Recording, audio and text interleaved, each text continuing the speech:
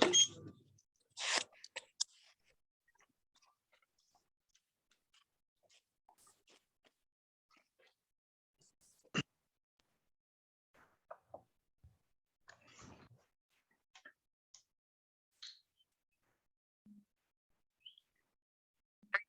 morning, Gina.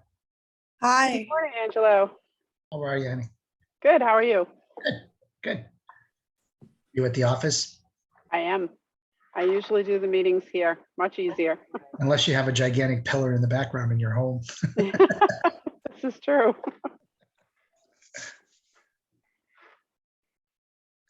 It's a full agenda. It is. You can see the agenda now, correct? Yep, All right. you're a professional at it now, honey. Getting better all the time. There you go. You didn't get any emails of commissioner absences, correct? No, I didn't. Very good. Any additions to the manager roles? Manager? No. Good. Good morning.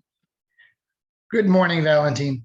I'll ask that anyone that's online early, and I like these early shows, it's a good sign, to mute your computer because there's a lot of reverb sometimes. So if you could all mute your computers until the meeting starts or you're called upon, that would be great.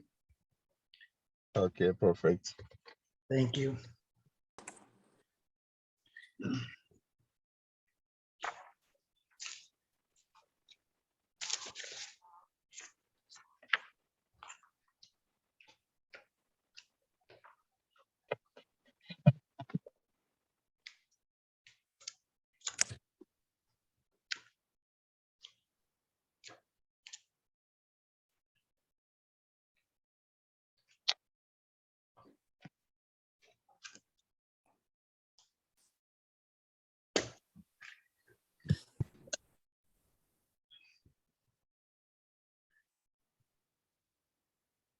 Right, Gina, I'm gonna go get a cup of coffee. I'll be back in a little while. Good.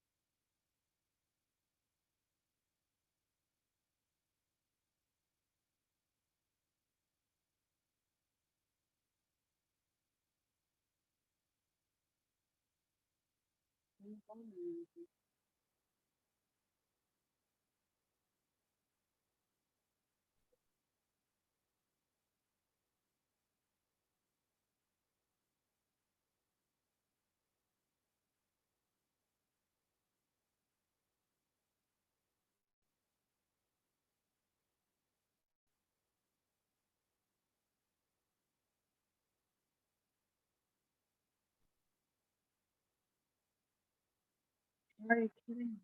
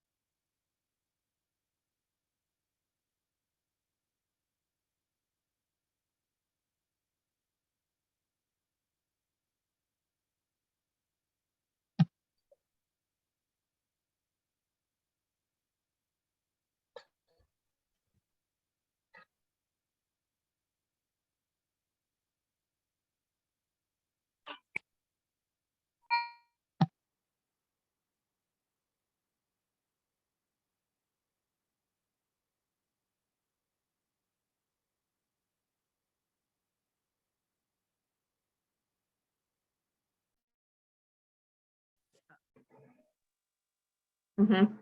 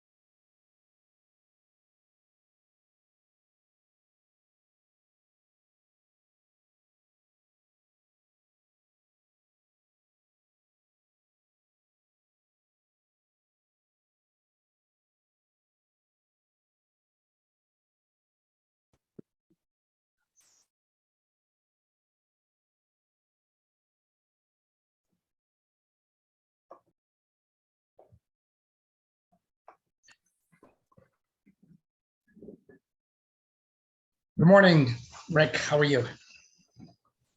Morning. Hey, Angela. How you doing, How you buddy? doing? Good. Good. Tell you what, it was cool and crisp out there this morning. Yeah. Certainly a fall day this morning.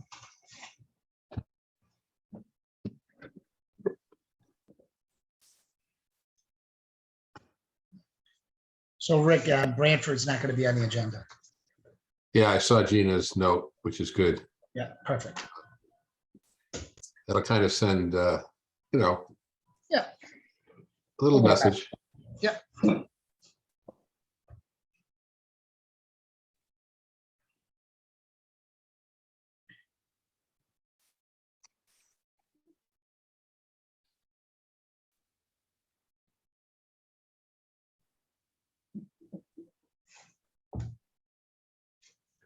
Angelo, is my camera working? Because I have a big black circle in the middle of my screen. Just as beautiful as ever, Mary. I can see you fine. Why, thank you. I agree, Mary. You're coming through nice and clear. Okay, all right, awesome, awesome. I know we have an action-packed agenda today. I We know. do. Don't worry. You're going to see Speedy Gonzalez if you remember the old cartoons. Absolutely. Our penalty last month. I'm going to turbocharge and get through it. Yeah, there's a lot. I know. I was telling Mary this morning, Rick, I had to go to Staples and buy paper. There was so the agenda's so big. I know. It is big.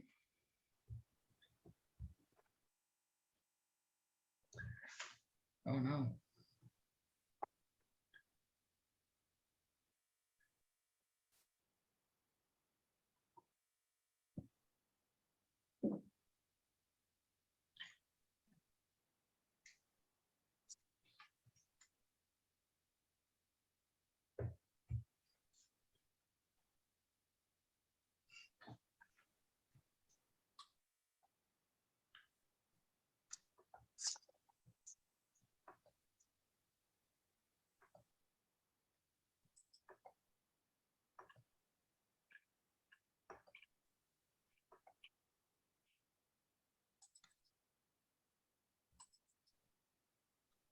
Angela, Mary, just a little update on Edie Goodmaster. Yeah, how is Edie? Oh, what's She's going doing on? good. Pardon me? Is she good? Is she doing all right? Yeah, she's still in the that apartment in New Haven. Yeah. And so I actually just heard from her last week. I'd gone down to see her to deliver that wheelchair for her. Yeah. She has a hard time getting around. I mean, she had a manual chair and she was kind of trying to propel herself. So I hooked up with a nice, real portable type chair because she's got a small apartment. And so she sent me a real nice email the other day saying she's dealing with both chairs. She gets around her apartment. She's thrilled, and so she's doing good. Yeah, she's still very sharp and Does she Mrs. get mail in that building Like, if I was Oh, to, yeah. because I want to send her a little card. Could you send me her actual mailing Address? mail address? Yeah, I will. Yeah. Yeah, she would love to hear from people. She misses, obviously, Oh, the yeah. commission, she misses all of that. But yes, like I say, still sharp. Yeah, Um, yeah, that'd be great if you would just send me that and I'll send her a little card. I know she missed all of her theater people and her friends in New Haven, so I don't know how often she connects with them, but they seem to bring her great joy. You know, she would always be so happy talking about them. Yeah, yeah. She moved into this new apartment because it's one level, right, Rick? Because, Well, actually, it's like a 12-story building. It's right off of the first exit in New Haven, your frontage road. It's kind of a senior complex. yeah, Really good security there, but she's like on the 10th or 11th floor in wow. a small, apartment. But it's accessible for her, and she just gets up and down the elevator. She goes to meals right there, in the building.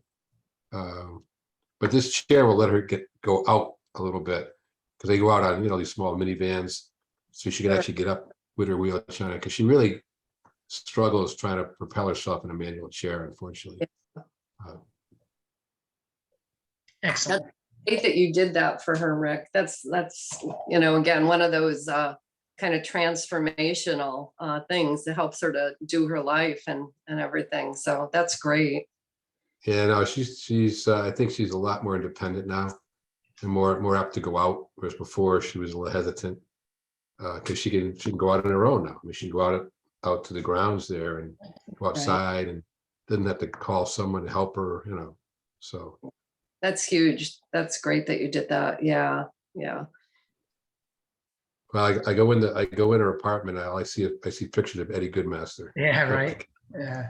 Talk about bringing back memories. Wow. Wow. All right, I think I see our commissioners are present. I'm going to call the meeting to order. It's 10 o'clock. We have a long packed agenda that I'd like to get through today. Just some comments before we start the meeting. Make sure all your computers are on mute until you're called upon, so there's no background and noise. I'd like to welcome everybody to the meeting, and I'll start with roll call and attendance, and we'll start with Commissioner Linder today. Commissioner Linder. Everyone, Kristen Linder, Commissioner. Marion Guanti, Commissioner. Angelo DeFazio, Commissioner. Richard Carberry, Commissioner. Debbie Chisholm, Commissioner. Gina, are you unmuted? I think Gina's having some Zoom issues. Gina, can you hear? Hi, Gina, we're doing roll call if you'd like to, for attendance purposes. Try now, Gina. Okay, can you hear There you me? go. I can hear you now, yes. Okay, apologize. I was having some technical difficulty this morning. So could you just state your name for the roll call, Gina? We're doing attendance. Okay, Gina Samples, Board Administrator. Thank you very much. And Commissioner Caffarelli will not be with us this morning. He wasn't feeling well last night. Tried to go on this morning, but he's not feeling well. All right, let's get right into the meeting. Request for pharmacy internship. Aisha Majid. I hope I pronounced that correctly. Aisha, are you here today? Yes, I'm here, sir. Good morning, Aisha. Could you please raise your right hand? What? Could you please raise your right hand? I'm going to swear you in. Okay. Do you swear to tell the truth, the whole truth, and nothing but the truth, so help you God? Okay. Answer yes. Could you please state your name and spell your last name for the record? Okay, it's Aisha Majid, last name Majeed. Very First- good. Very good. Thank you very much for being with us this morning. We'd like to see our interns in person that request for internship, and just ask you a few questions: where you come from, what type of practice you had in your country, where your preceptor is going to be. So why don't you tell us a little bit about yourself? Okay, I'm actually from Pakistan. I graduated from the Punjab University, Lahore. And I just worked there in a retail sector for a few months, and then I moved to US. Do you live in Connecticut? Yes. And who's your preceptor? My preceptor is the CX Pharmacy. His name is Zain Azam. That's a retail pharmacy. Yes, that is retail pharmacy. Were you a pharmacist in Pakistan, Aisha? Yes, I'm a pharmacist in Pakistan. What, retail, hospital, or Retail side, retail. very different than us, right? Yeah, very different practice there. Yeah. So one of the things that we like to tell all the interns, make sure you keep track of all your hours and your paperwork, document it correctly. Mhm. Do you have any questions for us? No, not right now. Commissioners, any questions for Aisha? Hearing none. Good luck, Aisha. Good luck in your practice and good luck being a pharmacist here in Connecticut. Thank you so much, sir. Very Thank you. good. Moving on to new pharmacy applications. Let the record show that Branford Pharmacy, that application will appear next month, not this month. So let's move on to Genoa Healthcare. Is Arthur Timpton here? Arthur? Gina, do you see Arthur online? I don't see him on the list. Is he on the public side by any Yeah, chance? that's what I'm looking at now. I can't wait for live in-person meetings. Starting next month, everyone. Yeah, he's not showing. And we'll move on. I'll go back after the remodels, just in case Arthur does show up. Let's go to pharmacy remodels then. Big Y Pharmacy, number 34, Mansfield, Connecticut.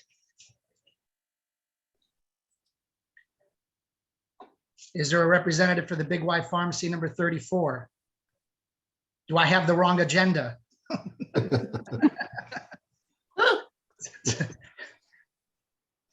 Big Y Pharmacy, number 34. I Okay. thought I saw Dave on the screen, Dave So did Argento. I. I thought I saw Timpton on the screen too. Maybe they're unmuted, but that's all right. We'll get back to it. Let's go to CVS number 2018, 540 West Main Street, Meriden. Is there a representative from CVS here? Morning, Commissioners. Thank you very much for making our meeting worthwhile. Thank you for being here. Could you please raise your right hand? Do you swear to tell the truth, the whole truth, and nothing but the truth, so help you God? I do. State your name and for the record, spell your last name, please. Artil Barami, last name is Barjami. Very good. Commissioner Carver and Commissioner Chisholm. Morning. Morning. Morning. Gina, if you can make that a little bit bigger, zoom it a little bit for us. This looks like a relatively minor change. Want me to, is it good where it's at, or do you want it scrolled up? Scrolled up a little bit and maybe made larger where that, yeah, the yellow highlighted areas. I'm The sorry. bottom area. Scroll. There you go. Yeah, the bottom area where we can highlight, open up that yellow area. Can you, yeah, one more. That'd be great. There you go. How's there that? you go. Perfect. So this looks like, I mean, just really kind of walk us through what's going on here. There's not much done in terms of changing the pharmacy department, is there? No, It's so like as far, a new console door. yeah, so that's all we're adding to the pharmacy is going to be a consultation room and a vaccination room. So they're going to be kind of used coherently. Front store is getting a little bit more remodeled, but as far as pharmacy, all they're really doing is just the consultation room. So again, it's hard to read this drawing, but I see the doorway. So the patients access that right through that left door at the bottom of the screen. So there's going to be an access directly from the pharmacy, and then they have an outside access into the consultation room from patients. Yeah, that's what I'm trying to determine. Yeah. Patient walks in, I see an ADA drop off that's new. And then from there, where do they enter this consultation room? There should be a door outside. Maybe, I don't know if the picture does it justice, but there should be like a door right outside the pharmacy on the, if we're looking at on the right side of the consultation room. So there's one entrance from the pharmacy and then was entrance outside the pharmacy. Maybe I'm missing it. I don't see it. Yeah, I don't see it either on the blueprint. That's my concern. I see one door opening into, from outside the pharmacy area, the door swings open into the room. But I don't Yep. see another door there. So it looks like the patient can walk right into the pharmacy. I don't see a second door. I could see if I get new blueprints, guys. I've seen the newer ones. I haven't really checked for the door, but I could see if I get new ones sent out to you. But Have you been in the store to see what's been proposed? they haven't done any touch-ups on the pharmacy side of it. I was waiting for this meeting. But I have been in the store on the front end when they're doing the remodel. Yeah, I'm just concerned, we're just concerned about that console room. What's the top, on the top of that bottom yellow square? What does that say? It says new, I can't read all of it. New ADA drop off. Be below that. So below that, on the top, you see there are 3 arrow, well, yeah, 3 arrows. So you have new ADA drop off and then you have, Unweb workbench is what it says. right, and what's right below that? New that I can't really make it out either. Spruce head panel, is that what you see? No. mine are- That's what it looks like. So, and that looks like it probably, is that where the door should be? I hope, I don't think so. That would be in the farm. If I'm looking at the blueprint correctly, that would be in the pharmacy. Yeah, that was my concern. It looks like there's direct access to the pharmacy through that new console door, but there's no door blocking off, like you said, a second door where the pharmacist could come into the consult room. And then the person and the pharmacist patient and pharmacist would be together, cordoned off in that consult room, but the drawing doesn't show that. No. Let me see if I could find the blueprints for it, guys. So there's a separate blueprint from this blueprint? No, I think this is the only one. I just want to see, maybe they give me an updated one and they didn't forward it to you guys, but I could definitely get that information out to you. But because there should be a door somewhat visible. Let me see. To the pharmacy, that's the old plan.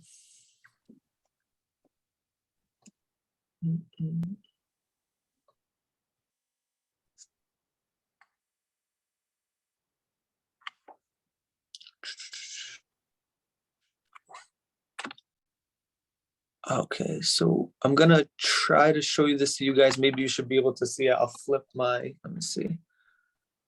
New Reviewer. All right, so let me see if I could flip my camera so you guys could see it a little bit better.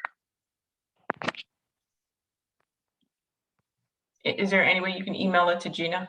So she Yeah, can pull it up? we're gonna need a hard Yeah, copy. we're not gonna be able to see that. We're not gonna be able to see that. We need it on file digitally, and Gina's gonna have to give it to the commissioners for review. So even if we could see that, we wouldn't be able to accept it, Art. I'm sorry. No problem. Yeah, I could email it to Gina. I just don't have Gina's email address. Is there any way you guys could give it to me? Gina? It is Gina, Gina, dot samples, SAMPLES, at ct.gov. All right, Gina, I'll have final people send it out to you guys. Yeah, unfortunately, it's gonna go on next month's agenda, Art. We can't, she can't get it, then give it to us and call back, and, unfortunately, it's gonna go on next month's agenda. Okay. All right, I apologize, but that's No how, we've been very consistent about this over the years, okay? And CVS knows better. All right. All right, Art. Okay, very much appreciated. Let's move on to Walgreens Pharmacy, 359 Main Street, Southington, Connecticut. Walgreens? Mr. Chairman, I will recuse myself, obviously, as an employee of Walgreens. Very good, Commissioner Chisholm. Thank you for that. And Commissioner Linder, will you sit in for Commissioner Chisholm, please? Yes, of course. Very good. Walgreens Pharmacy, 359 Main Street. Hello, I'm here. Hi. Hi. Could you raise your right hand? Do you swear to tell the truth, the whole truth, and nothing but the truth to help you God? I do. For the record, could you state your name and spell your last name? It's Crystal Ballard, Ballard. Very good, Crystal. Thank you very much. Commissioners? Good morning. Again, we're gonna need to have this enlarged, very difficult to read. I know that when I looked at it on my own computer, Yeah, I I had a tough time with this one. didn't see anything really of significance. I'm trying to find out, and I guess I know this work was already completed in March, supposedly, Correct. before How's it came that to the commission. size? Pardon me? Is the size good or you need it bigger? The size is good. Bigger if we can, but I mean, if Crystal wants to describe what's being done, we can kind of, It work may our be way through easier, it. yeah. So we added a third register. There was previously a door there. So we removed a door, add the third register. So in doing that, we also moved the consultation room over to the end of the aisle, and that's what you see moved over there. so if we can kind of point to that, where is the consultation room now? So at the end of, there's aisles running on the sales floor. It's the bright red right at the end of that last one. In the center of the picture? Correct. Well, no, let's go down further. Yeah, you're on it with a cursor. We shortened the aisle and made it a consultation room. So that's, again, that's up towards the top, correct? It's in Still the looking for back, it's location of the near back. the pharmacy waiting area. We just Yeah, shortened the gondolas. Yeah, unfortunately, Mr. Chairman, I can't read this at all. I can't either. I'm trying to, I'm spatially having an issue where it is. Right, me too. Yeah. All right, So the aisles were running next to the like the waiting area, and we just shortened one of the aisles to make room for the immunization room off the back of the aisle. and when you say aisle, is that the over-the-counter area? Yeah, correct. So this room exists as a standalone? Is that what this is saying? It's right off the back of an aisle. Yeah. No, but does it touch the prescription department? No, it does not. So again, in the This drawing. is not, go ahead, Rick. In the drawing, at the very, I see the L-shaped, that looks to me like the counter, the drop-off, pick-up counter, correct? It's where the old immunization room, where they added that new checkout fixture. Those are our registers. We have 3 registers there. Okay, so read the top of the drawing. There's a red box in the top of the drawing there. What does that say right there? So removed top right. for aprons or the new proto checkout fixture and countertop. Yes, that, right?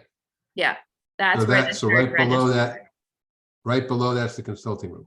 It was the old consultation Oh. room. We closed that door off when we added that third register. They took that room, doesn't exist anymore. It's waiting room chairs. And then the consultation room to move over to the end of that. Okay, so the consultation room is no longer part of the prescription department. Correct. Okay, so you're not going to be able to store any sharps or sharp containers or sensitive HIPAA patient information in there or any drugs. Correct. So the pharmacist will have to leave the prescription department to go into that room in order to do a consultation or a vaccination. Correct. Okay, so that's what the confusion is, Rick. I think you Yeah. have, it's not part of the prescription department anymore. Correct. The Okay. standalone in the middle of the OTC area. Is that correct, Crystal? Yes. Okay, And this was all done in March. in In March, but you didn't appear before the board in March. I did not. No. Oh, okay. And I mean, it looks okay Well, now.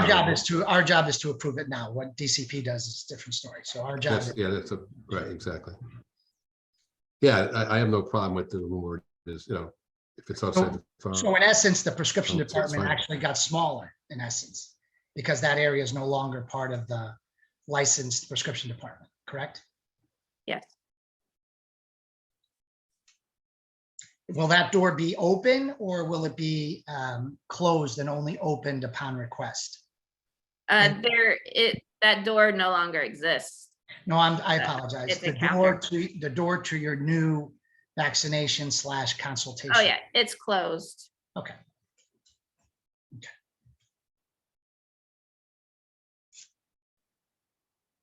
Otherwise, I'm fine, yeah, so if it's now that it's outside the pharmacy, so not a problem.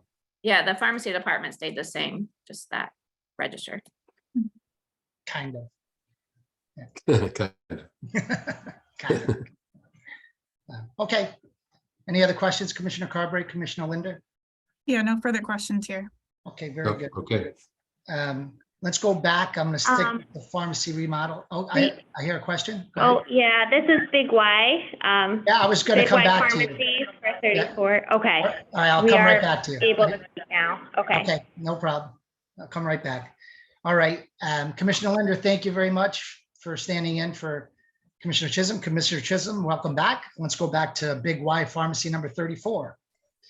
Is there any representatives for the pharmacy remodel for Big Y? Good morning. This is Dave Argento and I have Nicole Lefebvre, who you Very just heard good. from a moment ago. Sorry, Okay, we're having a so little who's technical gonna be difficulty. doing the talking? Who's gonna be doing the talking? I can do that. Okay, could you raise your right hand, please, Dave? Yeah, You swear to tell the truth, the whole truth, and nothing but truth, self you got. I do. Could you state your name and spell your last name for the record, please? David Argento, Argento. Welcome, David. Continue. Thank you. So looking at, do I control? Yeah. I don't know if they can see that though, right? So there's the two things I think you'll be most concerned about, and then I'll walk you through the entire remodel. There's an immunization area being added adjacent to the pharmacy. It will not technically be part of the pharmacy, but to create access from the pharmacy, there's an additional door being cut through that wall. And that door will be, of course, locked and it'll be attached to the alarm system. For patients to get in, they would come from obviously the inside the store, and there's another doorway for them to come in. And then behind it, you see a storage area. That's a locked storage area. Again, not part of the pharmacy square footage.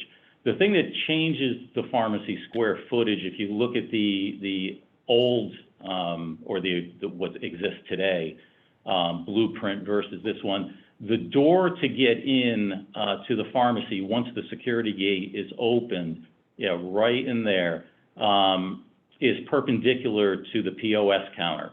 So what we're doing is we're going to take that and we're going to swing it around so that it's in line with POS instead. And that change increases the square footage of the pharmacy by 27 square feet. All right. Once we're in the pharmacy, another one of the bigger changes is that we're changing the will call bin where we're putting it under POS. So we'll have drawers under POS. They're out of sight and out of reach from customers. And but it makes the workflow a little bit more efficient for us and that kind of thing. Walking into the pharmacy a little bit further, you'll see we created an island bench instead of what exists right now, which is an L-shaped bench. And the area that I'm talking about is the part that's in purple or whatever you would call that. Today, it goes into an L shape and it runs the length of the wall, which would be on the other side of the wall where the new immunization room is. So that'll all be cut out. Then what we did, if you look at that picture in the lower left-hand corner, we're removing a bathroom. So we need to create efficiency, but we also had to create space for ourselves here. So we're removing a bathroom. We are going to add a sink. It has been moved, so it'll be in that corner now. We also are moving the safe from the right side, as you look at the picture, all the way to the left side underneath the new blue bench that you see there. So it'll be bolted down on that end of the pharmacy instead. And then we just have additional shelving has been added, another bay, and a little bit of storage there on the left wall. And I can't read it myself, but it says 6 by 84 bookcase. So that's just for larger bags and that kind of thing that would be for pickup. And I think that's about it. So the removal of the bathroom, just so you know, because you can't see it in that picture, the store bathroom is actually, if you could walk right through the wall, it's 4 feet to the left. There's a hallway, as you look at this picture, there's a hallway on the left side of the pharmacy, and the public bathrooms are right there. So a short walk. I guess the first comment is, thank you for the color coded. Yeah, Sorry. that's, yeah, Very, actually, very, it's a nice design. very, very helpful. Very, very helpful. I can assure you that's not me. The other thing, and looking at the drawing, I see a privacy curtain. I don't see the public door entrance. I see the pharmacist entering off to the pharmacy department. I see the room for storage. Where's the door? I see the 2 Yeah, chairs so for waiting patients. Yeah, apologies on hallway. that. So that privacy curtain is now going to be a door. It was realized after the fact that the walls to the immunization room are purposely built to 5 feet tall with a 12-inch frosted glass above that. So it's not open all the way up as not part of the pharmacy. We didn't realize to get to the ceiling is another, I think it's another 6 or 7 feet up. I think it's a total of 11 feet, and it's just too high. So we've decided to put a door in there instead. You're gonna have to mark that on this plan. Yeah, we're gonna Okay. need that on there so that they, when they come to look at that, there's an actual door there as opposed to a privacy curtain. Yep, okay. So David, you didn't add outside of that 27 square feet, you didn't add anything else. And if I'm understanding correctly, is that 27 square feet where it says remove, and is that infill existing window? The top right. Sure. Because Yeah, you're saying the privacy curtain is now is that the entrance door? Am I understanding that correctly? no, well, it's the entrance only to the immunization area. Okay, And and the that, immunization area is not technically part of the pharmacy. okay, So no, the door would be where it says millwork gate, and it's pointing to a yellow line there that represents the door to get in. So it was perpendicular to the POS bench, and now it's been flipped around. That created the additional 27 square feet. okay.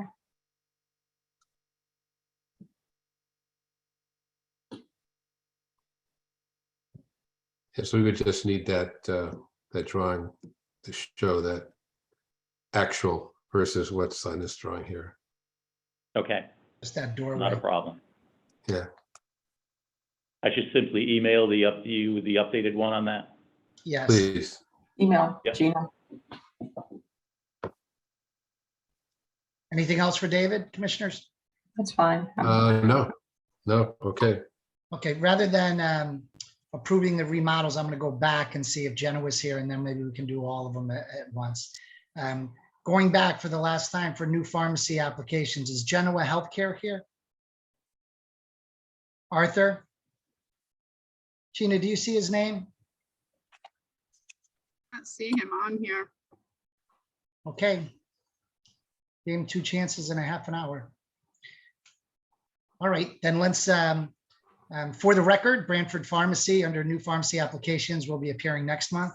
For the record, new pharmacy application Genoa Healthcare was absent, and they'll have to either appear next month or make arrangements with Gina. And moving on to pharmacy remodels. What is your pleasure with Big Y Pharmacy number 34? Do I hear a motion to accept? Recording in progress. Whatever that is.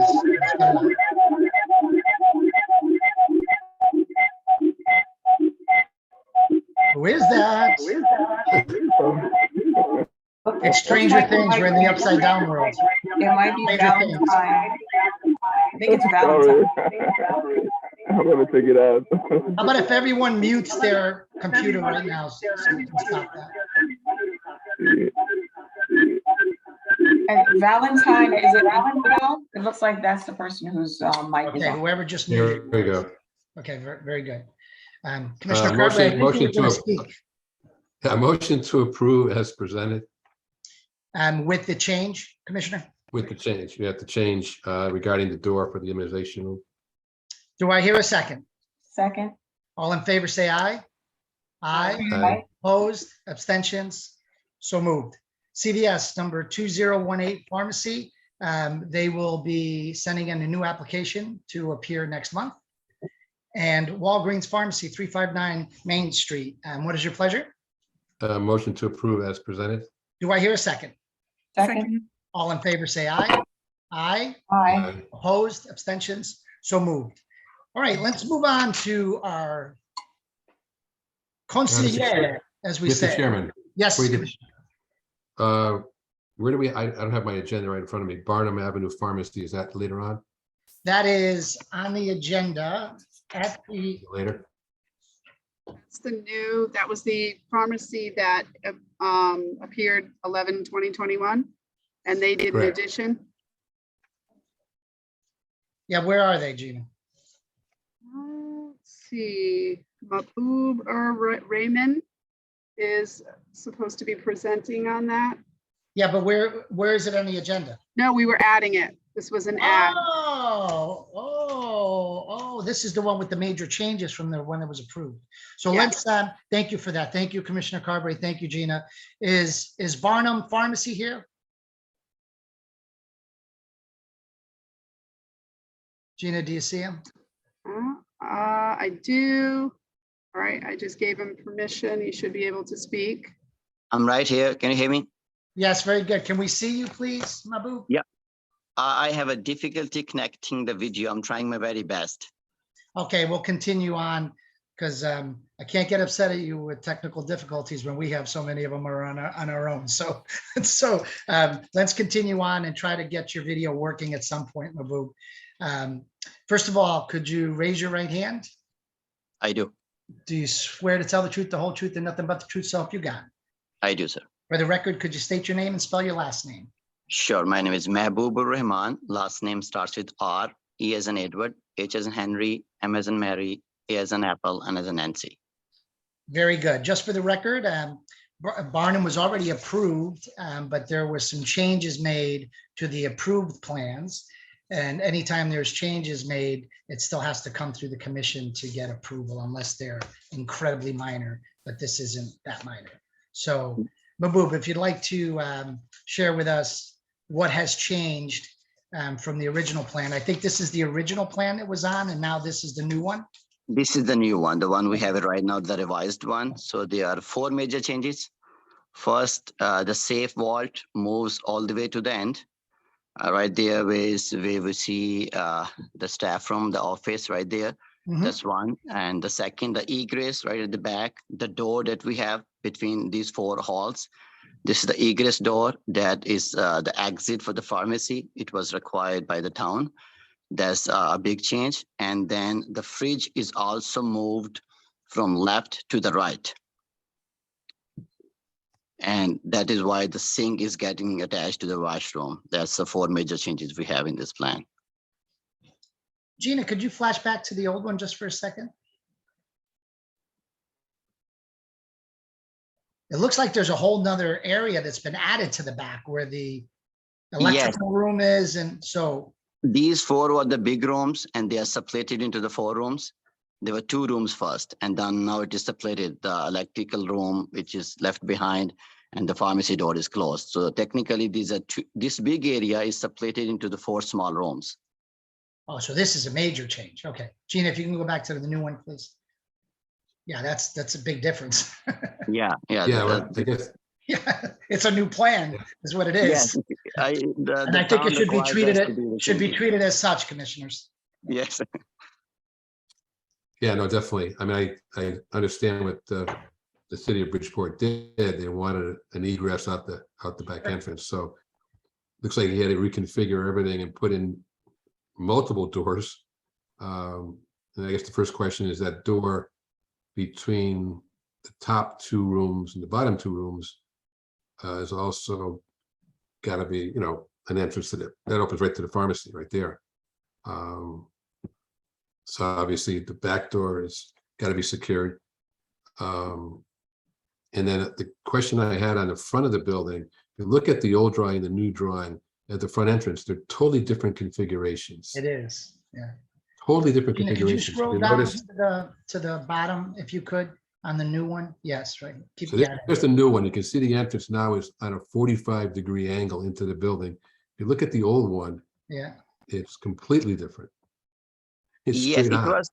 it was because of the handicap access. Earlier there was stairs, but now we made a small change for the handicap to get access. Before there was no handicap access, so that is why the door is just tilted a little bit so that handicap can get in. and this is a new pharmacy, correct? Yes, sir. So on a new pharmacy application, isn't there a question that says that you'll comply with all local laws? At that point, we were not sure either town gonna object on this one, but when we No, started the process, that's not what it says. It says that you have approval and will comply with all laws. Back in the day, we used to have to get a zoning certificate and put it Correct. on the new application in Correct. order to be accepted. So basically, you said that you did comply, but you haven't complied. Now you are complying, correct? yes, again, I was Okay. not sure either they're gonna object this because it was. No, that's not sure, it doesn't cut it. I'm just saying, for the record, our drug control agent brought this back to the commission for rightful reasons. This is a brand new pharmacy application. And technically, the commission could say that you need to reapply as a new pharmacy and have a whole nother new application fee, because this is completely different from your original. We're I not going to do apologize. that. We're not going to do that, but I just want you to understand what the application asks for and what it requires. That's what I needs to be appreciate that, sir. submitted. You understand? I apologize and I appreciate. Thank you. Commissioners, continue.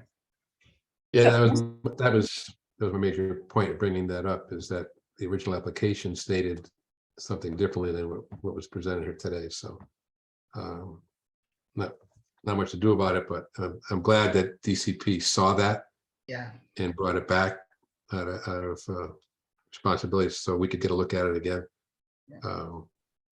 So other than that, the other changes, I don't see any major issues with. I mean, he is now complying with the city of Bridgeport in terms of egress and ADA compliance. So Gina, could you let the drug control agent know who's handling this know that is proper to send that back? And thank you for sending it back to the commission.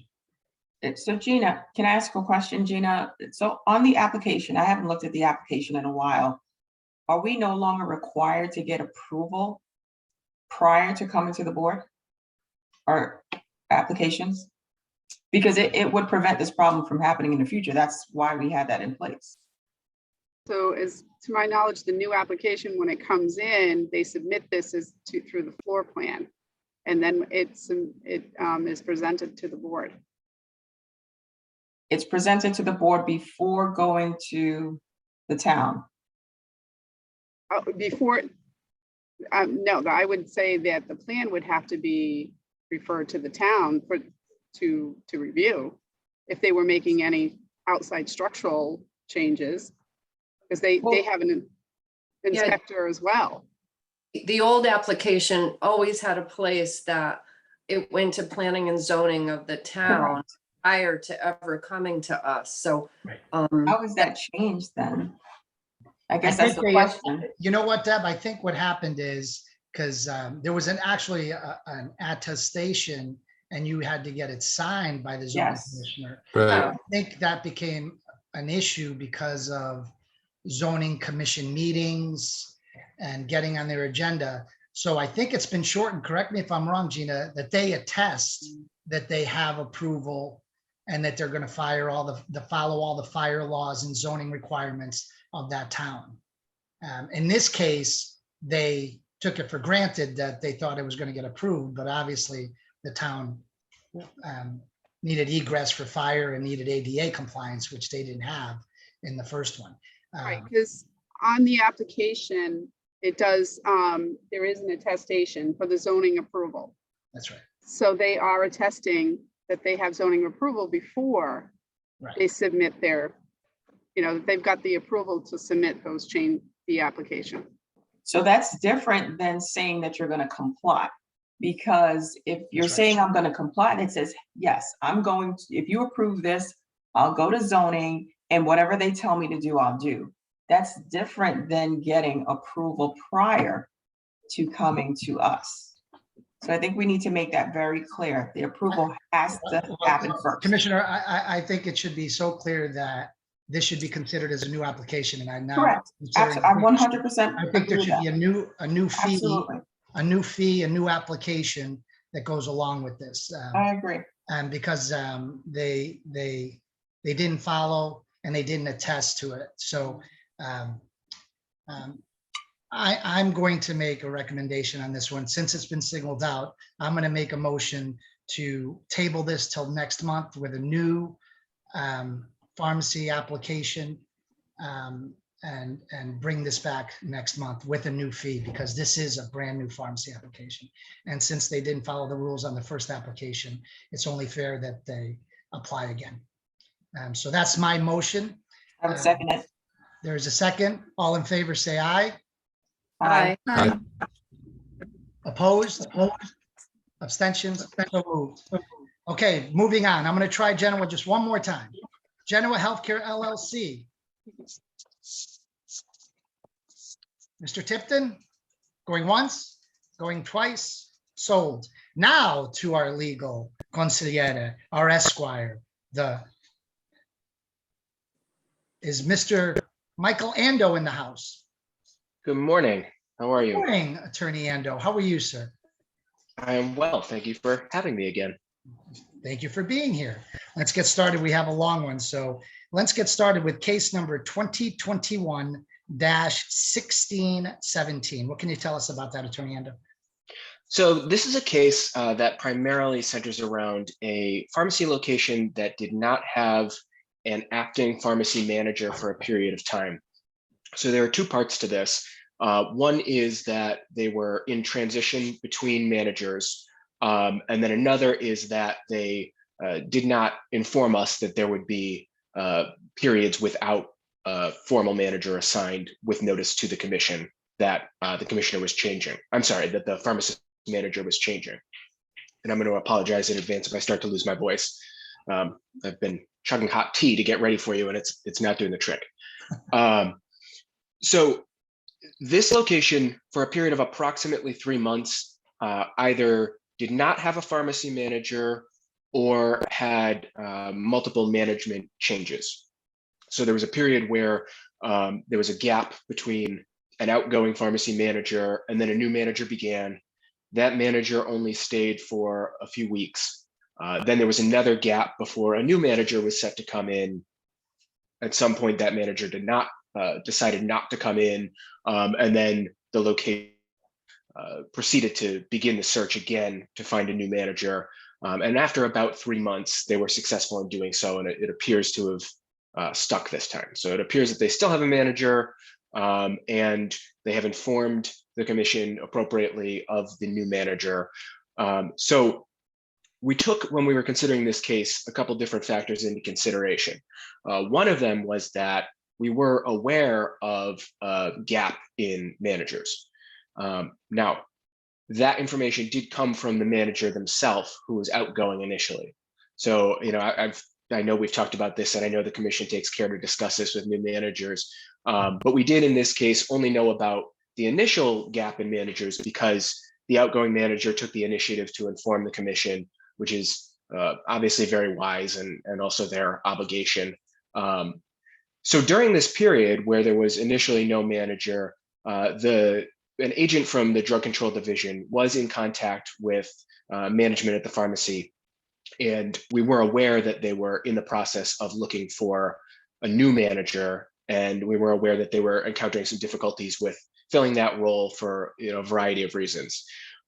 So one of the considerations that we thought about heavily when we were entering into our proposed agreement and drafting this language was that that communication is very important from an enforcement and from a just general monitoring, so to speak, perspective, because it allows the Drug Control Division to be aware that not only is there, a gap in management, but also to keep tabs on if other issues begin to arise during that period as a result of the absence of a manager. So in this case, there were no other significant problems associated with the pharmacy. They were not encountering some of the problems that you'll sometimes see when there's no manager responsible for, say, ordering or record keeping of drugs, especially controlled substances.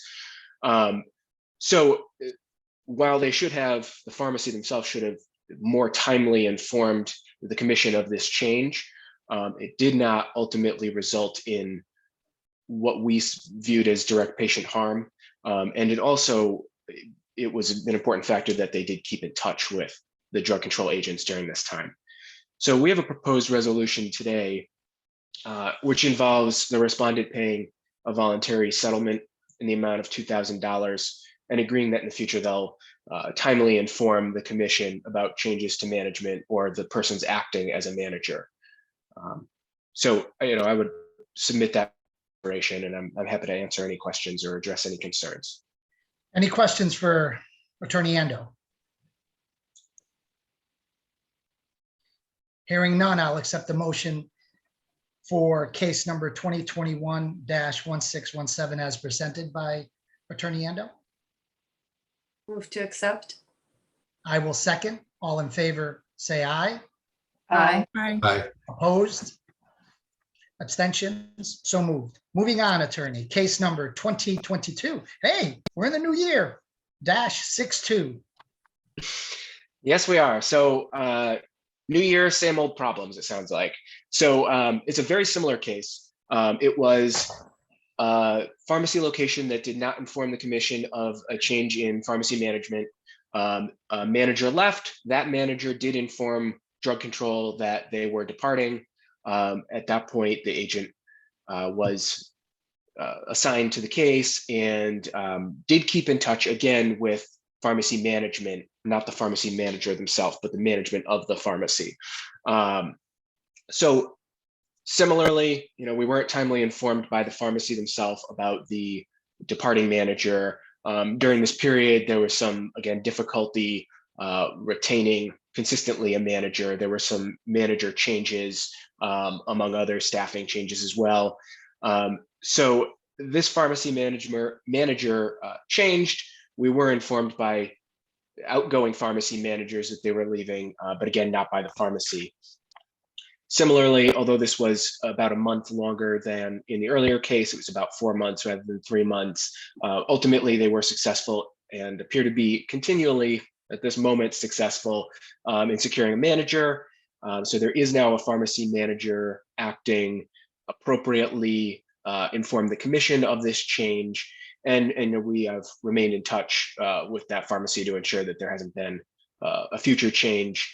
And obviously, as in the case before, we've had discussions about this, and again, the commission has taken care to discuss with pharmacy managers how important it is for them to keep communication going, which we very much appreciate from an enforcement perspective, because it, as far as I know, it might be one of the reasons that we were aware in these cases that there were changes happening. So similarly to the last case, we're proposing an agreement with a voluntary settlement payment of $2,000, and again, agreement to timely inform the commission of changes to management or persons acting as a manager. Any questions for Attorney Endo? And I just want to make just a real quick comment, Attorney Endo.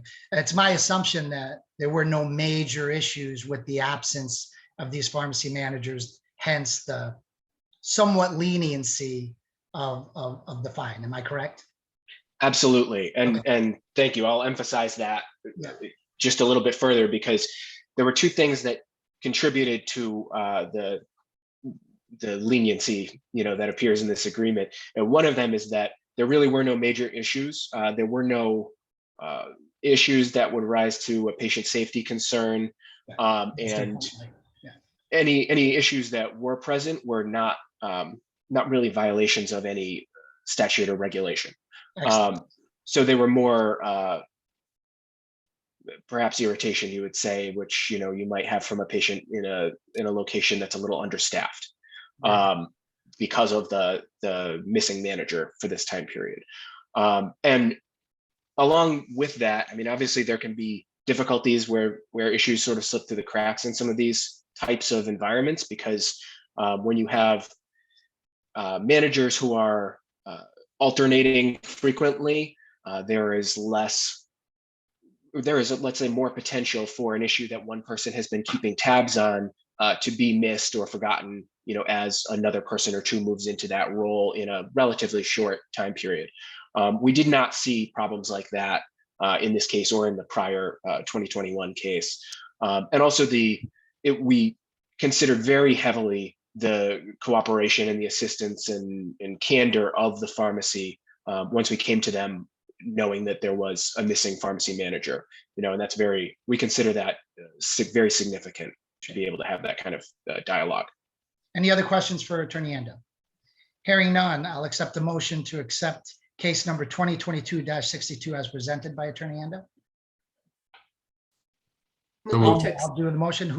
And do I hear a second? Second. All in favor, say aye. Opposed? Aye. Abstentions? Very good. Let's move on to case number 2020, an oldie, 2020-1250. So this was a Connecticut pharmacy that was investigated following a DEA loss report that the division received, which, as the commission knows, it's a standard report that's submitted to both the DEA and the Drug Control Division upon discovery of a loss or theft. In this case, there was a drug loss / theft notification form submitted, and this particular loss was unaccounted for. So it was 100 OxyContin. So it was an opiate drug, a controlled substance, a Schedule II controlled substance.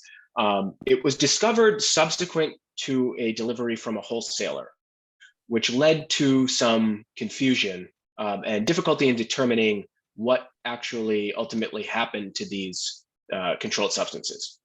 So it was about 100 tablets, and following a delivery and following the check-in of these drugs, the pharmacist realized that there was in fact a number of these drugs missing, began the appropriate process of reporting and attempting to determine what had happened to these drugs. Ultimately, pharmacist was unable to determine where these drugs went.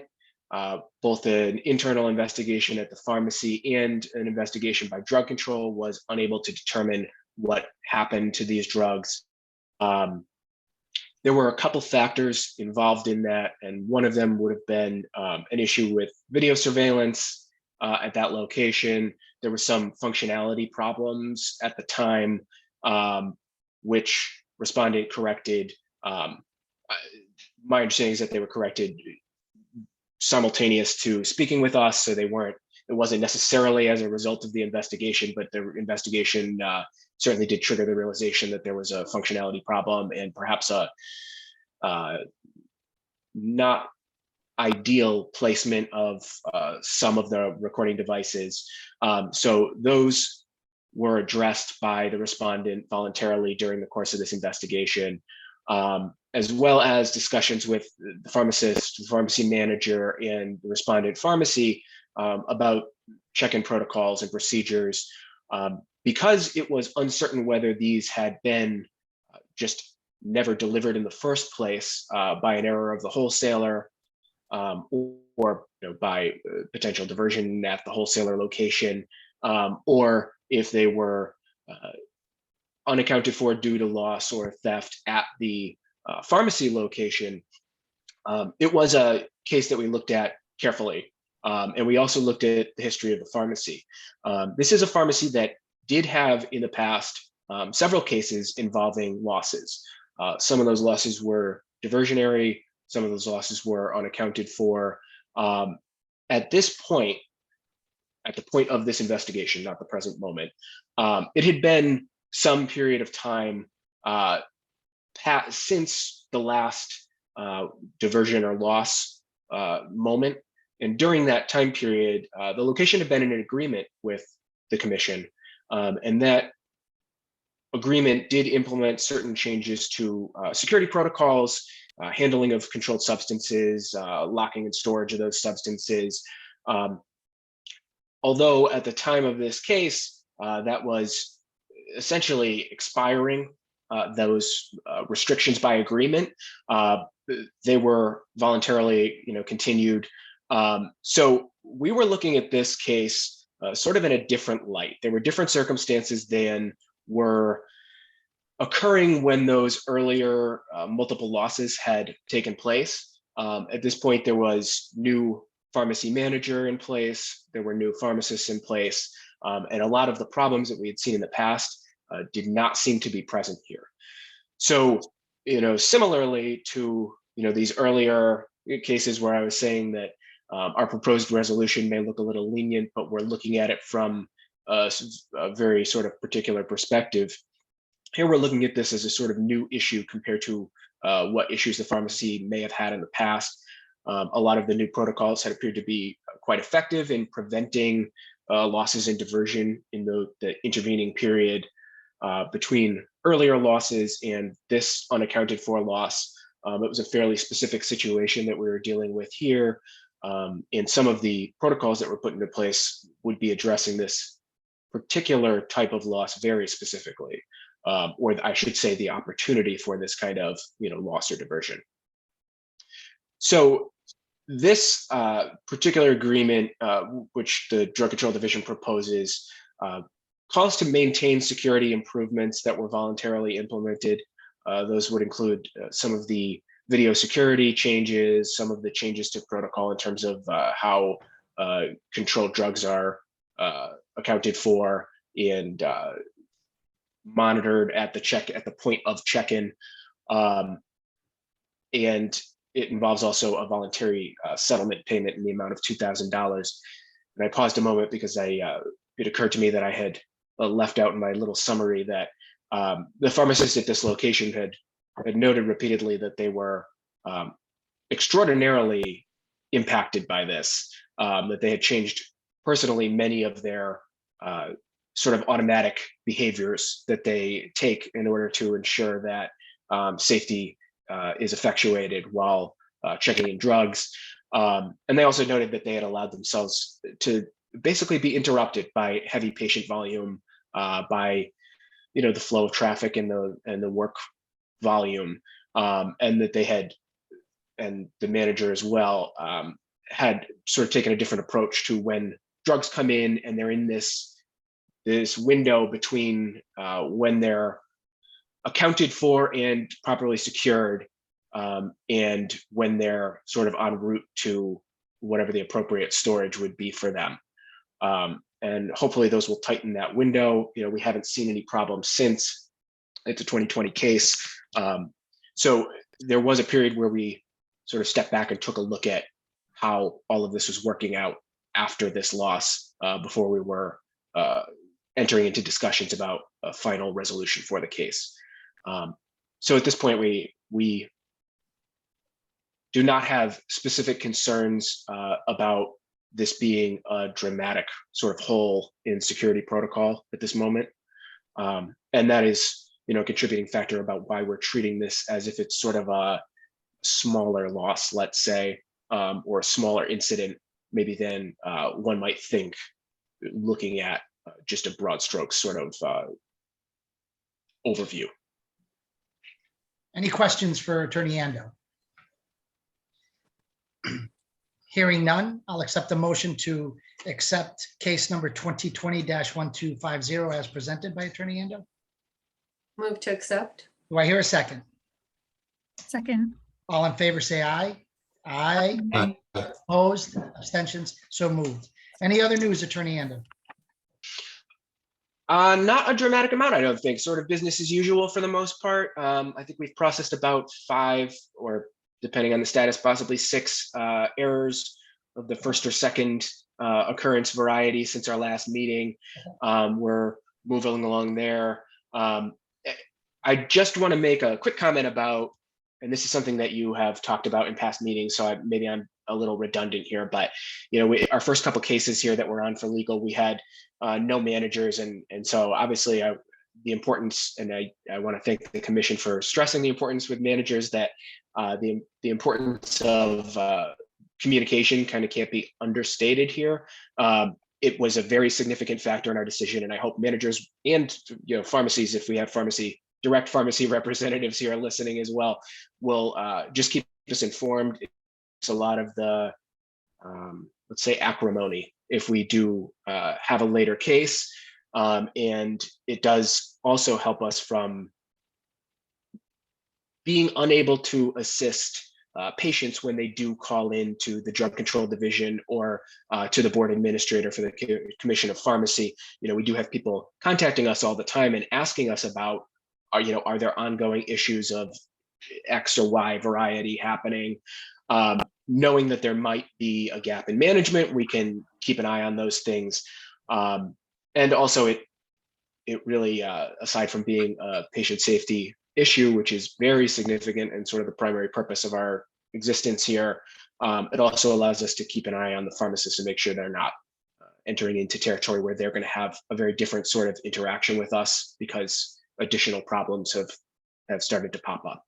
So just, sort of my aside there because of the nature of the first couple cases today. I appreciate that very much, Attorney Endo. That's why it's on my cheat sheet. And I've been saying it for months and months, for years and years. So maybe it's very much starting to kick in. Very much appreciated.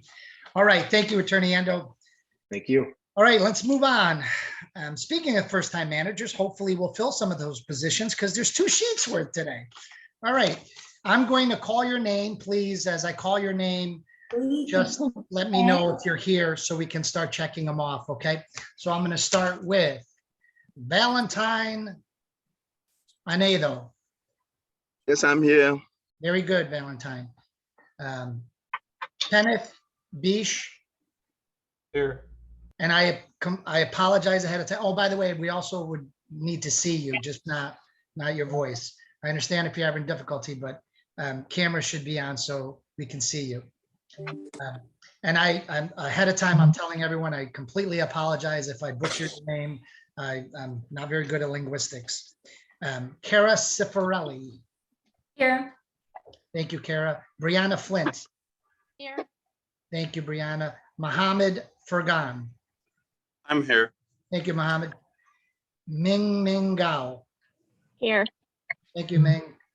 Kimberly Jackman. Here. Thank you, Kim. Michelle Jones. Michelle Jones.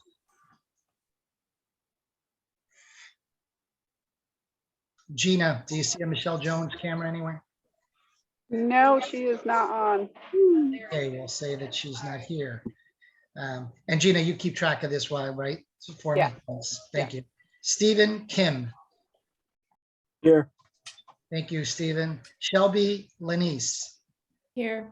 Thank you, Shelby. Andrew Lynn. Andrew Lynn. No Andrew Lynn, Gina? Andrew was on earlier. Did we scare him? They didn't mean to scare you, Andrew. Andrew? He is here. Hang on, I'll see if we can. Okay, you see if you can do that and I'm moving on. Okay. Jenny Lynn, is Jenny Lynn here? Jenny Lynn? Why am I having trouble with the Lynns? Jenny Lynn? Oh my Do you God, see a that'd be Jenny cool. Lynn out there, Gina? I do not see her. Okay, that's an X. Mohammed Malik. Here. Thank you, Mohammed. Angelica Misterik. Here. Thank you, Ange. Chelsea McKevitt. Here. Thanks, Chelsea. Janelle Morales Alarcon. Janelle? Any luck seeing a Janelle out there? She is not. Very good. Nicholas McInnes. Here. Thank you, Nick. Oh, that's Chelsea again. Chelsea's on twice. Chelsea's important. Oh, Twice. she was popular that. Chelsea, are you still here? Just Here. for the record? Okay. Oh, Angelica's on twice. Continuation. Here. I You apologize. two are really important. Lakshman Patti or Patty. Yep. Thanks, Lex. Cool. Hermali Patel. Here. Thank you, Hermali. Karen Runes. Karen? Karen? Bueller? Not on. Bueller? Anyone? Bueller? No. No Karen, okay. Salwa Safe. Here. Thanks, Sal. Bhumi Shah. Here. Thank you, Boom. Ashley Smith. Ashley Smith. He is not. Thank you. Jeffrey Talbot. Here. Thank you, Jeff. Bill Truong. Truong. Bill? Anything, Gina? He was also here. They're scared. I don't know. I think the Um, legal piece scared them. It scared them. Justin Walicki. You're getting close to my name. Justine, I'm sorry, Justine, I It's apologize. okay. I'm so sorry, honey. It's okay. Here. Justine. Kristen Weiss. Weiss, here. Weiss, thank you. Thank you for correcting me. Thank you. Okay, I'm going to go back to the one that looks like, is Andrew Lynn here? He Andrew, is- He's showing on the list, but I don't know. Andrew, could you do the little raise your hand on the bottom of the screen if you can hear me? Did he do that? He did not. Okay, I'm going to count him absent because his screen could be up and he may not be there. Okay. I apologize. So make sure that he doesn't appear. Jen Lynn? Jen? No. Karen Runes? No. Ashley Smith? No. Bill Truong? No. Okay. Probably wonder why we do this. We're one of the What? few. What happened? Uh, What happened? Jen- What happened? Okay, so Jenny Lynn is here. Okay, All good. right. Thank you. And who else? Is that Heather in the background? Yes. Hi, Heather. Right. So Jen Lynn is here. How about Andrew Lynn? Like I say, he shows on the panelist side, but he But might. he hasn't, like- okay, so I'm gonna count him absent because he could just be Oh, there. Bill with us. Trung is here as well. Oh, Bill is here too? Yep, he had his hand up. Okay, good. Bill's here. Then that leaves Ashley Smith, Karen Runes, I mean. Okay, I'm gonna continue because this is going on. All right. Probably, we're one of the few states to still call our first-time managers to our meetings, and there's a reason for that. As this is a position of responsibility, of leadership.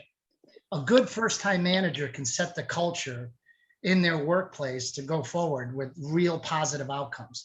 I mean, listen, all of us realize how tough the workplace environment is. We understand that.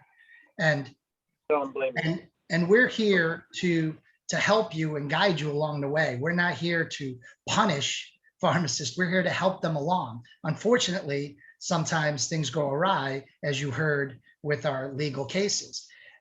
We used to actually, before I was the chairman, the legal cases came after the first-time managers were sworn in. But I decided to put it before because you can see how many cases a manager played a major role in that outcome. So sticking with that, I can't possibly go over all the rules, regulations, statutes that a first-time manager or manager in a pharmacy is going to have to follow. So I recommend a great CE that the School of Pharmacy at UConn has created. It's under the pharmacy.uconn.edu.ce. And the name of the program, if you want to write this down, is called Constant State of Readiness. And I couldn't think of a better name for what pharmacists go through today with COVID and what's happening in the pharmacy market. So I highly recommend taking that CE because it delves deeper into what a pharmacist manager's responsibilities are. But I'd like to go over just a few of the things that we continually see at drug control that unfortunately at times rears its ugly head. Number one, a pharmacy manager minimum number of hours to work is 35 hours a week. We're finding that Sometimes there's interim pharmacy managers or temporary pharmacy managers, and they're not working 35 hours a week. A pharmacist manager must work a minimum of 35 hours a week.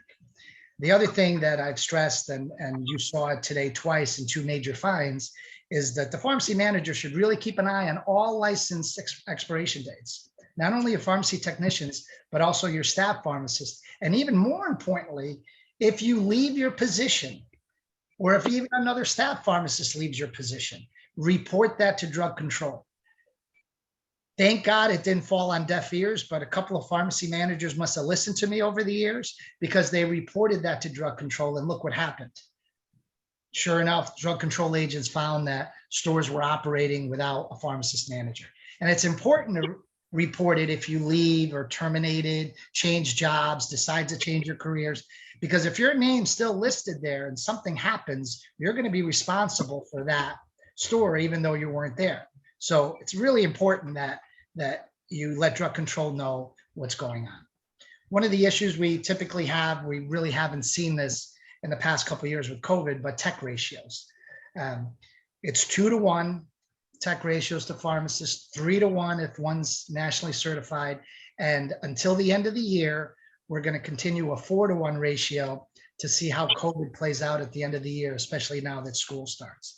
If there's no issues, it goes back to a 2-to-1, 3-to-1 ratio as of January 1st. Be aware of that, because you don't want an agent to come in at some point and say, hey, how come you have 4 technicians here? And it went back to 3-to-1, all right? CEs, we've gone back to a 1-year licensure, which I hope is going to help with this, but we were seeing major CE issues. I believe because we went to a 2-year licensure in Connecticut, I think that pharmacists thought that they could sneak in 30 CE in the last 30 days of their 2-year license. That's not the way the law reads. It's 15 credits per year, 5 of which have to be live and 1 of which has to be law. So make sure that you get 15 in each year. Also, and I want to thank Commissioner Chisholm for bringing this up, but NABP has a great new vault.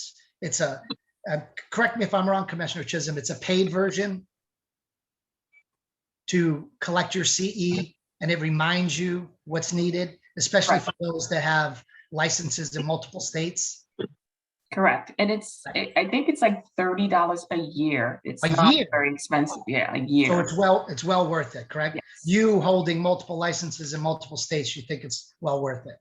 So I would recommend pharmacists looking into that paid vault version at NABP, because it gives you reminders and it helps you keep track of all your CEs.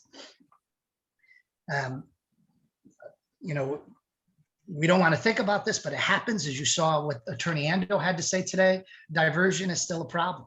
As a pharmacist manager, you're responsible for all your technicians, your pharmacy, the pharmacy department, and in smaller stores, if you're an independent, which I don't think I really saw it, too many of them.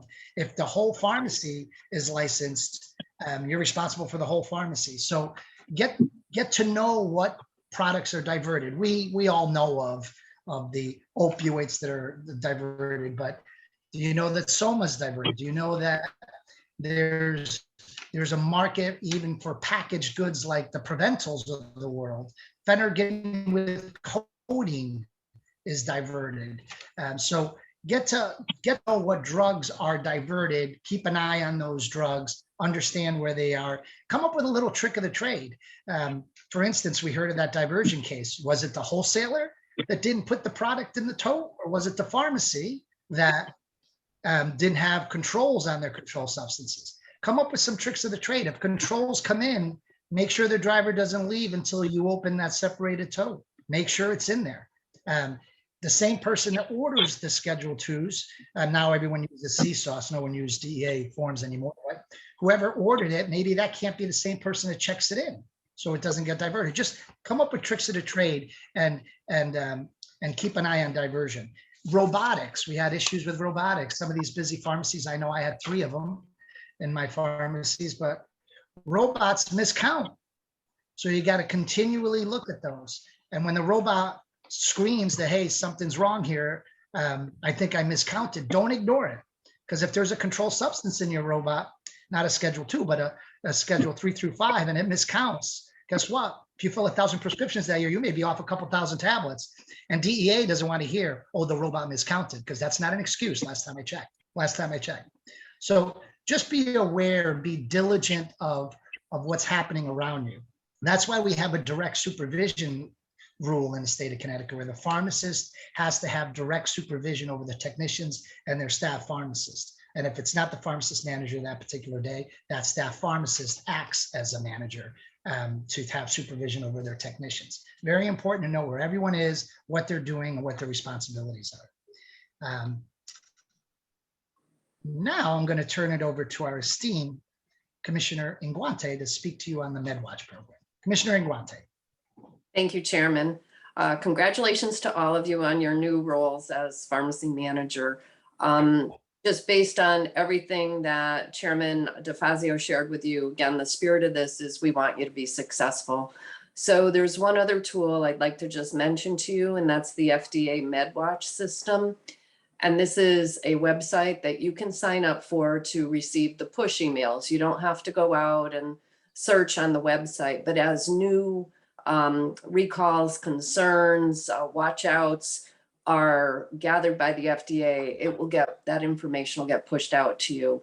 It looks like most of you are part of large chains, so I'm sure they have their methodology for communicating to you this information. But again, your license is your responsibility, and just by virtue of being a pharmacist, you have committed to lifelong learning. So it's another tool for your toolbox, and I hope you have great success in your new roles. Thank you. Thank you, Commissioner Inguante. Do any of the other commissioners have anything to add to these young minds that are going to rule the pharmacy world? Yes, Mr. Chairman, I actually would like to piggyback off of what you mentioned about automation and controlled substances. I mean, it's not any of our regulations, but my opinion, I would try to avoid any controlled substance in automation for that very reason. We are in any law state, one tablet has to be reported. A lot of times you may have one gets stuck, you're trying to put it in a bottle and it falls. My recommendation would be if you are in a pharmacy and there's automation that has controlled substances, I would probably not do that. That's an excellent recommendation, and that's where good judgment, which I'll get to, comes into play. Also, thank you, Commissioner Chisholm. You remind me, you need to report a loss within 72 hours. That's very important. We've also found cases where months have gone by before a loss was reported, and if that happens, it's not a good thing. Also, the other thing I like to bring up is misfill, something we don't like to talk about, but it happens. Make sure you fill out that quality assurance report. Make sure you fill out exactly what happened, the moment it happened, how you handled it, what took place, what outcomes came about. Even your near misses should be put into a quality report, because as time goes on, a week from now, a month from now, maybe a year from now, that misfill may rear its ugly head legally, and you're not going to remember what happened. You're going to depend on that quality assurance report that you filled out the moment that it took place. So please make sure you fill out those quality assurance reports when a misfill or a near miss takes place. The other thing I like to say is, just simply that do no harm. Use good judgment. If it's going to hurt patient positive outcomes or hurt patient outcomes in any way, don't do it. If it's gray and you're not sure, ask, call one of us, call the department. No, Gina, I'm sorry. That's more calls for you.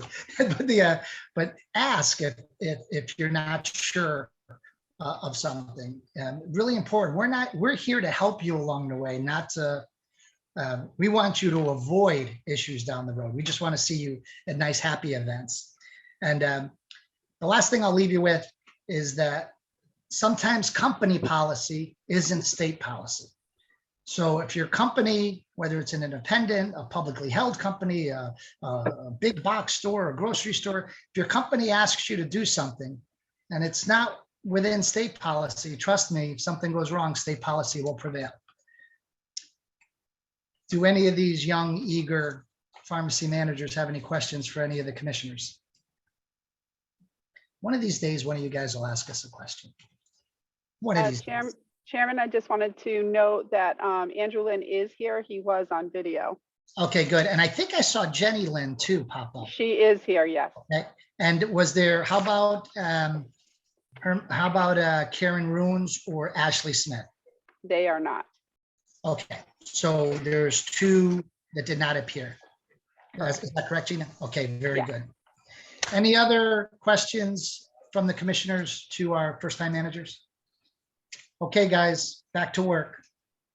Thank you. All right, moving on. Request for NABP score transfer reciprocity. Like I admit, I've been on the board 11 years. I think this is the first time I heard this one. Gina, could you fill us in on the request here? Hello, commissioners. To let you know, so Lucas Clary is applying for a pharmacist license by reciprocity. He did apply for his MPJE law exam through NABP, but when he applied with us for his application by score transfer, but he did not apply with NABP for the score transfer. So he did contact them. NABP did send us a request as to whether we would make this exception for him to pay his score transfer late. He did miss the window. It's a 90 days and he did miss that window. So they're asking if we would allow him to pay the score transfer as he did pass his NAPLEX in Georgia on May 18th on 2022. Is Lucas here? I am here, Commissioner. Hi, Lucas, how are you? Gina, do I have to swear Lucas in? I am not sure. I We're gonna would. do it anyway, okay, Lucas? I think it'd be cool, Please yeah. raise your right hand. Absolutely, Please, do you swear to tell the truth, the whole truth, and nothing but the truth, so help you God? I do. And for the record, could you state your name and spell your last name, please? Lucas Clary, last name Hi, Clari. Lucas. How are you? Good, how are you We're guys? glad doing? to see you want to practice in Connecticut. Yeah, yeah. What happened here? Why Yeah, don't you so fill us it's a pretty unique situation. So I'm glad you guys gave me the opportunity to come and kind of explain it. So I graduated from the University of Georgia in May. So this was my Go graduation. Bulldogs. Go Dogs, that's right. And initially when I had tried to get a residency, I wasn't able to match, unfortunately. And so I kind of started to pursue working in, I had a couple of opportunities, kind of sent some applications out, and was really just heavily considering working in Georgia. So when I initially applied for my NAPLEX, I hadn't considered, potentially leaving the state. And so Georgia was my primary practicing state. After I had applied for my NAPLEX and a couple of weeks before I took the NAPLEX, I received a call from Chris Flores, who's the residency program director here at Bridgeport Hospital, part of the Yale New Haven Health System. And he said that they were recently approved for a fourth position for a PGY1 resident. And he wanted to know if I wanted to interview for it, which of course was a great opportunity. I interviewed for it and he was able to extend the offer. So at that point, I accepted the offer. I was really excited to get up here to Connecticut. And I reached out to the board just to kind of follow up on what I needed, to be able to get my license in the state. And I think really where the error kind of happened is that I hadn't mentioned that I've already taken the NAPLEX. I just kind of asked what the steps were to apply as a new, pharmacist, to which I was kind of led down the license by examination. And so missed any kind of details on transferring my score through NABP specifically.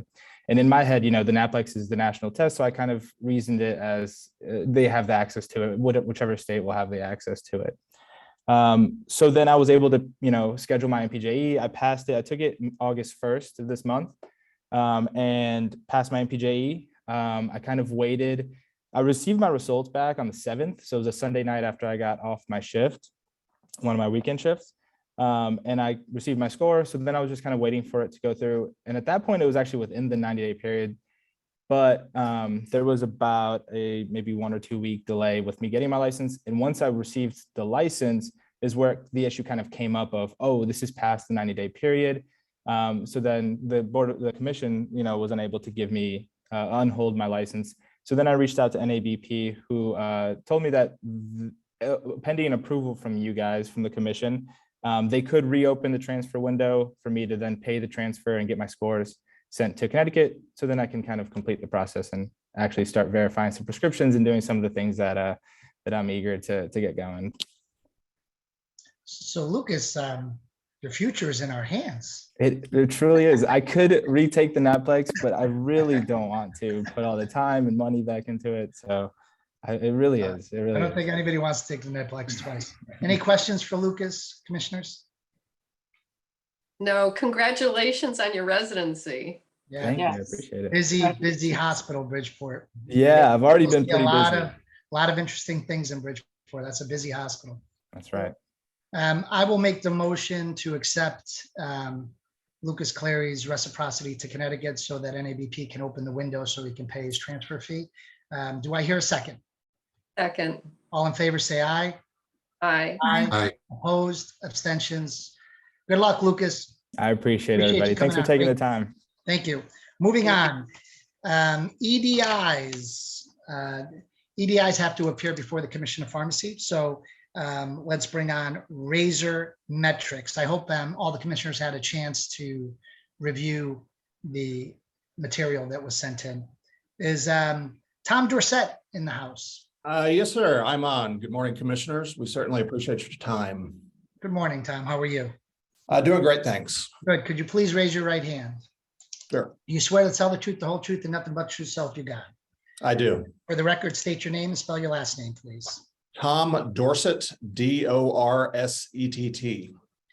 For the sake of time, briefly describe your company and what you plan on doing here in Connecticut, Tom. Sure. So we lower drug spend for health plans and self-funded employers through a technology platform that we've built that facilitates our unique process. Essentially what we're doing whenever, I guess the easiest way to put it is one of the greatest sources of excess spend is the actual prescribers themselves, simply because they don't always have reliable access to formulary information.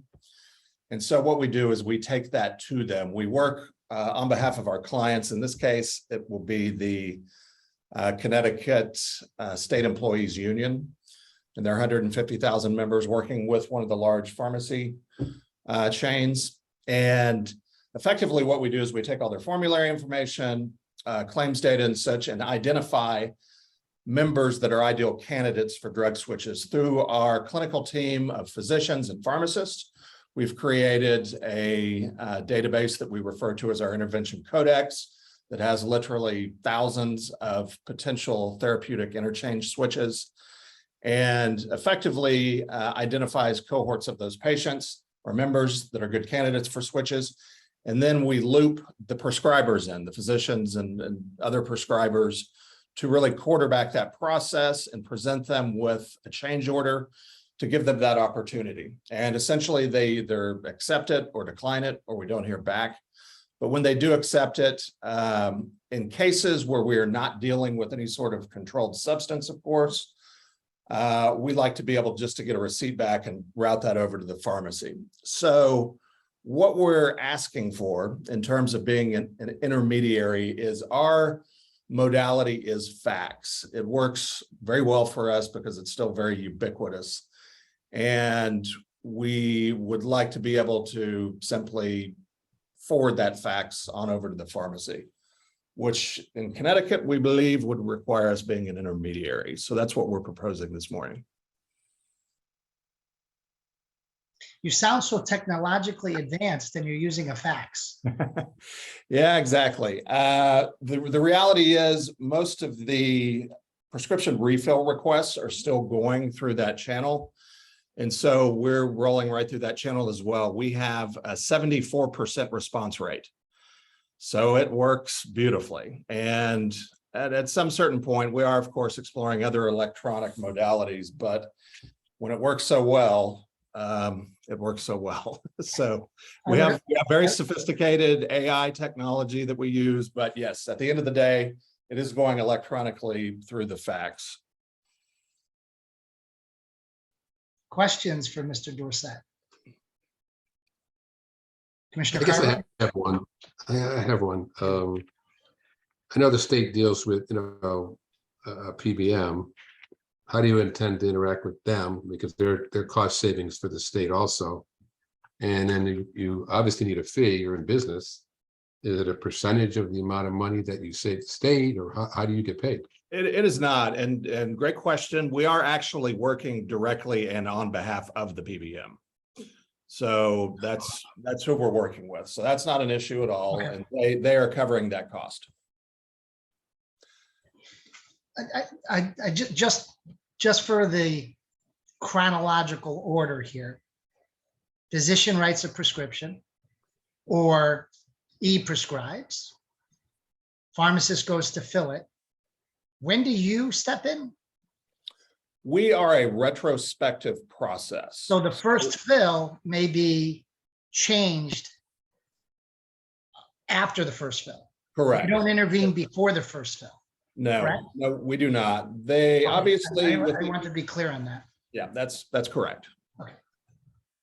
Because if you were tied in with some type of NCDP protocol at the e-prescribing level, you may be able to intervene pre-first fill, which I think would make you a much better clinical tool than a patient receiving their first prescription, being on it for X period of time, and then being changed afterwards. Am I correct, Tom? I just want to make sure that I have the process in my head correctly. Yes, you absolutely have the process correct. And it is something we've explored. And obviously, with the advent of real-time benefit tools, with the mandate through the 21st Century Cures Act this last year, those are out there. But the reality is, and most vendors will tell you this, and certainly most health plans, they've all had to implement them. The adoption on the prescriber side has been very thin.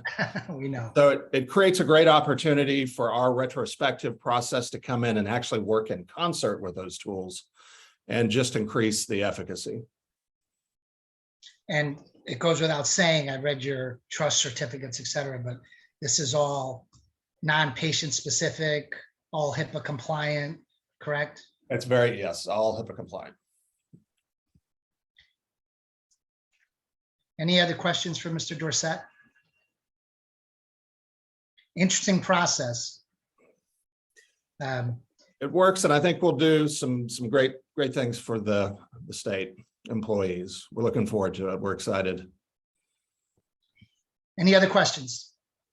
Hearing none, I'll accept the motion to approve Razor Metrics. So moved. Do I hear a second? Second. All in favor, say aye. Aye. Aye. Nays, abstentions, so moved. Thank you, Tom. Thank you, commissioners. Have a great morning. Thank you. Turning to FDB Vela, is Jason Reed here?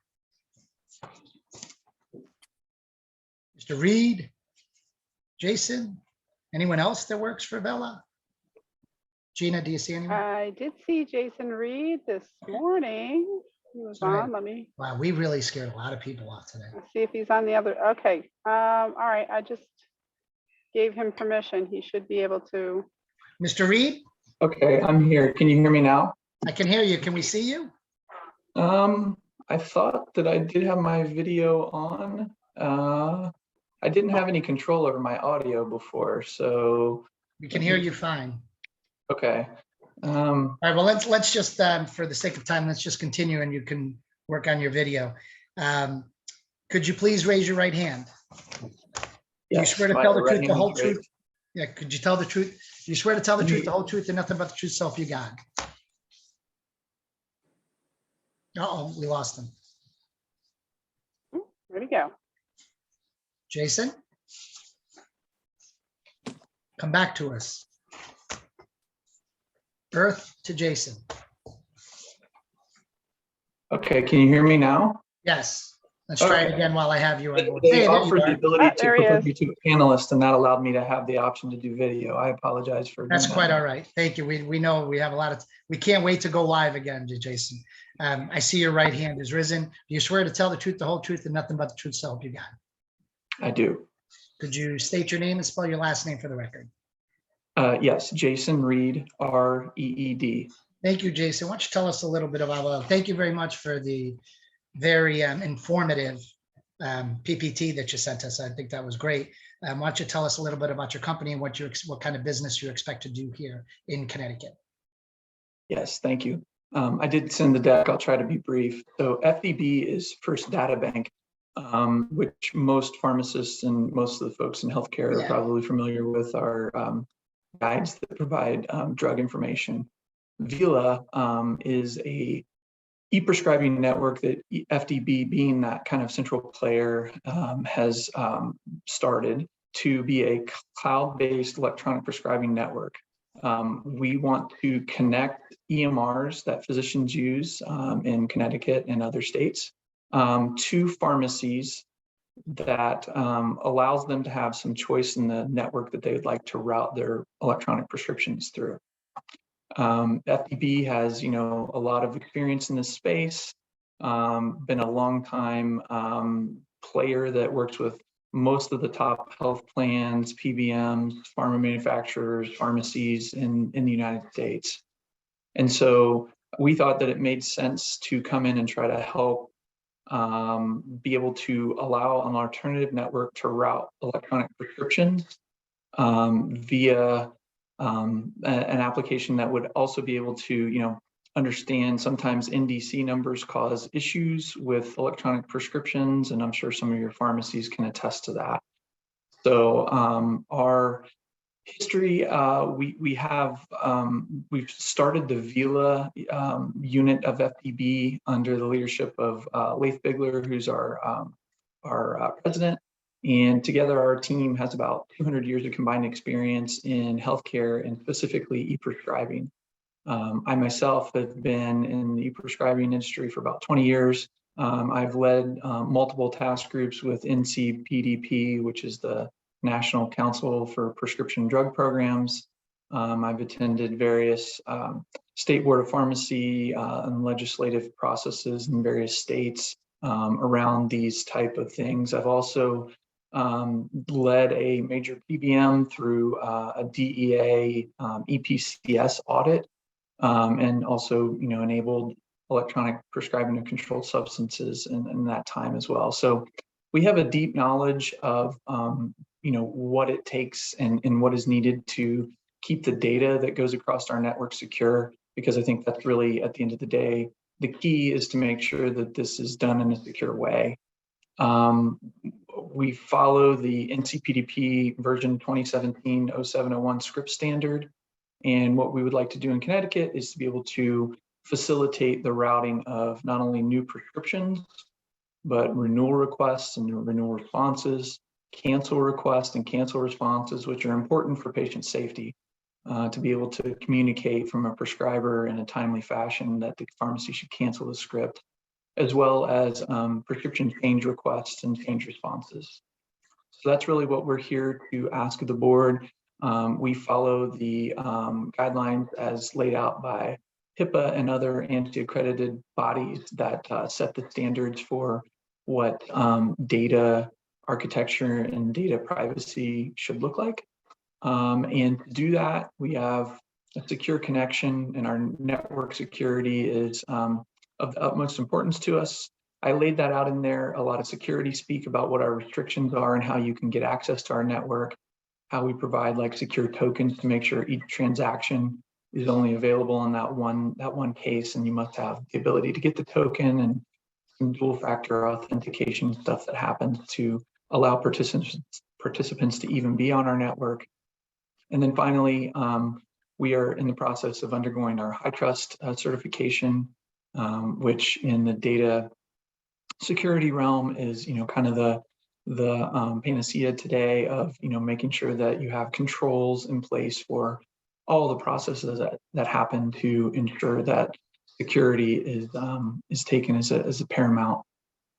I did get feedback from Tina that, they would be looking for, what we do with the data. So just on the, let's see, it's like the second to the last slide, or I'm sorry, slide 6 in my deck, it talks about what we do with the data. So as far as data storage goes, we store the data for 90 days in a SQL database that, again, clients have to have, dual factor authentication to even be part of that. After the 90 days, we put that into what we call a cold storage, which makes the data more secure because it's not actively able to be engaged with unless we're going to query for it. And that's in a table structure. And that's 7 years because of some of our business requirements that we have and some of the contracts we have with the EMRs and with the pharmacies that are on our network. And then finally, after that 7-year period, we purge the data, which the data is then deleted. So in a nutshell, and I know I went kind of fast, I'm happy to answer any questions, but in a nutshell, that's what FDB Vila is, what we're asking to do in the state of Connecticut, and I'm happy to answer any questions. Any questions for Mr. Reed, commissioners? I have a quick question. And so your customers are like legacy First Data Bank customers, or are you working with a, kind of a broader audience, broader network? No, that's a really good question. I should have clarified that. Our customers are not legacy First Data Bank customers. Our customers are all customers that, while we may go out and work with those customers that we have for First Data Bank, we still have to work with the electronic health records individually.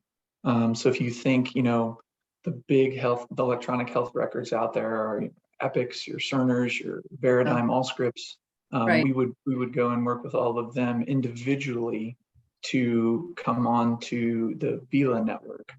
And then on the flip side, we work with the pharmacy chains to bring them onto the network as well. So while they may have be using that FDB data, this would be another work effort that we would be entering into in work agreement.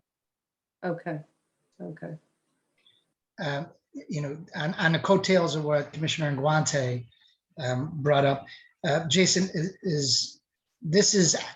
this can be accessed by any pharmacy. It doesn't have to particularly be the chain that is contracted with you, correct? If another pharmacy is filling an electronic prescription, you're working in the background. It won't be denied on their end because you have a contract with someone else. Is that correct? Or is this a delivery service of the e-prescribing or data service on the e-prescribing? I'm just curious. I just want to make sure a pharmacist doesn't go in to fill a prescription that says denied because they're not part of the First Data Bank Vila network. Right. No, that's a really good point to clarify too. Any pharmacy that contracts with us to come onto our network can be part of the Vila network. It's actually the pharmacy software application that we work with, right? So if that pharmacy software application has contracted with Vila, they come onto our network, they go into something that we maintain called a directory. So for both sides of our network, we have a directory. For the pharmacies, we have a directory of providers that are listed on the EMRs that we contract with. That would be there for the pharmacy. So if they wanted to route a renewal request and that doctor's not there, they simply would have to use the other network that their pharmacy software might be connected to do that. So it wouldn't prohibit them from doing that in any case. Going the other way, if a provider is going to route a prescription to a pharmacy, the EMRs will have their directory will have pharmacies that are enabled through the Vila network and also through other networks. If that EMR tries to route through Vila and a pharmacy is there that the prescriber is identifying based on their NPI and their address and whatnot, then that script can go through Vila. However, it's not a Vila contracted pharmacy, it could go through the other network.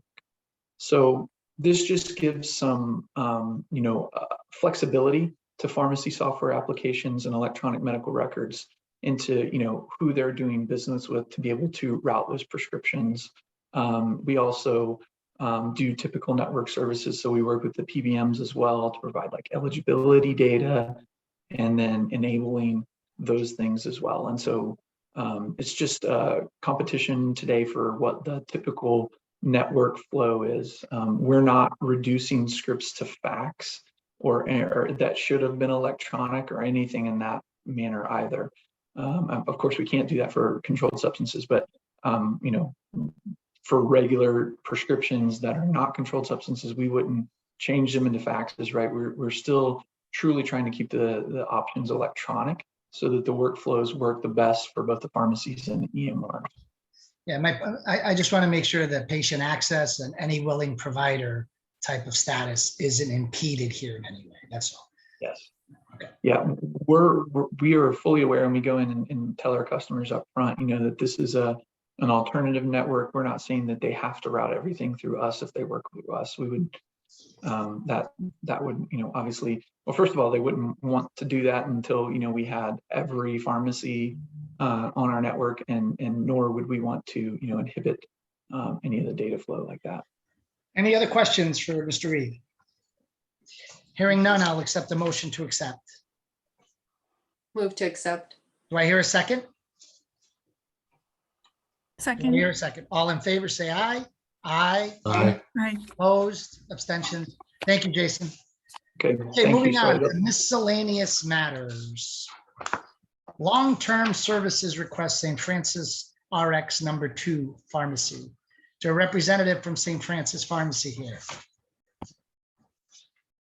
Is there a representative from St. Francis Pharmacy here? Gina, is there anyone here from St. Francis? Do not see them. Do we need a representative here to approve this? I don't believe so. It's just when I did check their application, and they initially did not, upon their application, ask for long-term care services. So this is simply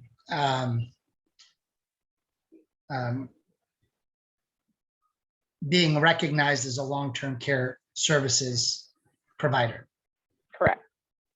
They're adding this service on to their current license. Rick, I'm good. I need to abstain, so I don't on this. So would you be kind enough to do a motion then? Because I'd like to recuse myself on this, if that's possible. Sure. Okay. Yeah, I'll move to approve the addition of long-term care to the license for St. Francis RX2. Now you got to ask for a second, Rick. I can't. Second. Okay. A second. All in favor? Aye. Aye. Aye. I note that Commissioner DeFazio has recused himself on this vote. Motion carries. Thank you, Commissioner. I appreciate that. Request for non-resident pharmacy approvals. Thank you, Chairman. Commissioner Inguante. Getting there, honey. Getting there. Very close. Getting there. Go ahead. Okay, on the agenda, you have the list, and then additionally, you have my report. Since we did meet last month, this was quite a few submissions for review. I have recommended denial for about half of them, I believe. There's a lot of non-sterile and sterile compounding that really, they're not meeting the standards that we enforce in Connecticut. On some of them in question, just to make sure I'm not missing something, I have confirmed with Agent Dan Carpenter, and he has supported these denials. So if anyone has any specific questions, I'm happy to take them. But at this point in time, I think everything you need to see is on my report. Any questions for Commissioner Inguante? Hearing none, I'll accept the motion to accept the non-resident pharmacy approvals and denials. Do I hear a motion? I will make a motion. Do I hear a second? Second. All in favor, say aye. Aye. Opposed, abstentions, motion carries. Mary, thank you. I know how hard, that one must have been really hard with half of them being denied. This was Really appreciate all the hard work on that. And before I accept a motion for the minutes, I'd like to add something to the agenda at the bottom.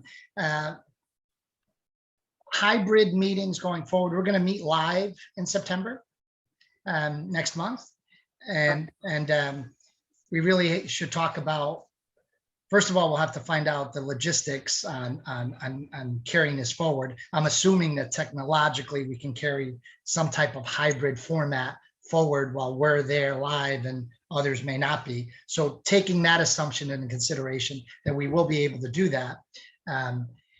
How does the commission feel about hybrid, having a hybrid for Zoom and live? How long should we do it? I'm leaning towards at least doing it through the rest of the year, just to see how COVID is, what happens with school starting, because we're going to see an uptick with school starting and whether or not there's any new variants that come out. So I was going to recommend that we go live plus hybrid for at least the end of the year, and then make a decision into the new year in our December meeting. No, do we meet in December? No. Okay. I did want to make a note and add to, as far as the technological, yeah, go ahead. Technological piece of that. I do have to check to see. So we do our meetings live with Teams. With Zoom, I don't know what the compatibility is downstairs. So I am going to have to check into that to be sure that we can. I'm assuming we can. I'm not sure what the connectability is. Well, Gina, if it can't be done with Zoom, then people that call in will have to do it with I mean, Microsoft Teams, right. It could be done on the laptop, right? So you would have the laptop would be brought down that I'm, the sign in as the host, but I'm talking, we have big screens in those rooms, and I don't know if I'll be able to connect to those. Oh, so that's what I need to, that's what I need to confirm. Okay. Assuming we can do all that, when do we have a meeting in December? We do not. December is no meeting. Do we have a meeting? We have a meeting in January, correct? Yes. But we don't have a meeting in February. Right. No February. So why don't we say live and hybrid up until March the 1st, since we're missing 2 meetings. I mean, and then and then in our March meeting, decide if it's working, not working, because this Zoom is working, but it's not working. You saw all the issues that we have, so I'd love to go live and only live at some point, but I think it'd be fair maybe because we are going to have 2 months without meetings, maybe go to March 1st and just say now, knowing that we can do it both hybrid or live. I mean, what's your feeling on that? Gina, do we know what the other boards are doing? Do we have any idea? Just curious. I do not.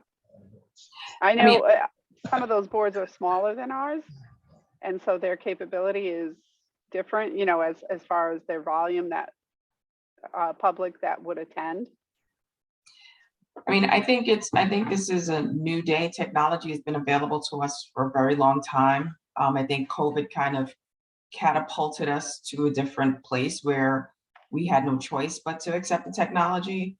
I think there are cases where people are out of state, they need to testify, they need to appear, and to have someone have to fly in to appear before the board for 10 minutes just to me seems unnecessary. So I think we always keep a component. Maybe we put some parameters around it. I mean, if you live in a remote part of the state, do you need to drive an hour and a half to get to our meeting? No, but if you live in Hartford, you live around, I think we may want to talk about what parameters we put around it. If you happen to be sick, I'd rather you still attend the board meeting and stay home rather than come into the meeting. So I think it's a component that we keep indefinitely. I just don't think, what we don't want is a board meeting where there's, just us and everyone else is not there. But I'm in favor of that if it's working. I'm in favor of that, Commissioner Chisholm, if it's working. So let's do hybrid through February and see how it's working. And then in March, if it's working beautifully, we'll say hey, this is going to be part of our meetings forever. If there's all kinds of glitches and the screen falls down and we hit the enter key and people disappear, you know, and we run into issues, then we'll make a decision then. So rather than say, let's put it forward, because I believe with you that it probably will be part of our meetings forever going forward, but let's see how it goes until then.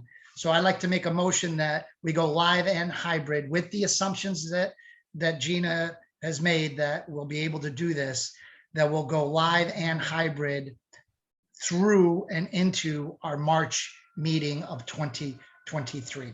That's my motion. Do I hear a second? Second. All in favor, say aye. Aye. Aye. Opposed, so moved. The other thing too, Gina, I wanted to bring up before I get an approval for the minutes, our swipe cards to go live. It's been a couple of years since I swiped into the parking garage. Is it going to work or? Yes, so I did contact security. I just need to give them a list of your names, which I planned on doing the first week. Do we need new ID? No, badges you also? should not. You should not need new IDs. He just said. I that don't there look the same in my ID badge. Okay. I'm COVID Well, old now. Does any of them have an expiration date on them? I think they did actually. I don't think the They new have an ones expiration do. date. I don't Because I know ours do. Ours They have them. did. Mhm. Yeah, ours have expiration dates, so. Kristen, do you know what our badges had expiration dates? I can't remember. Yeah, I mine's, think mine does. It does, Mine right? does. Yeah, Yeah. mine does. I gotta Right, find so- mine. Where So is they should mine? all expire then, right? Because they weren't there 2 years. I think they were. Yeah, I 2 think years. mine's expired.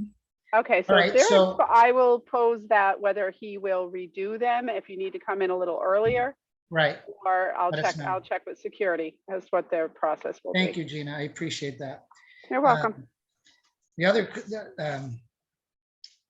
approval to accept the pharmacy meetings, pharmacy minutes from last month.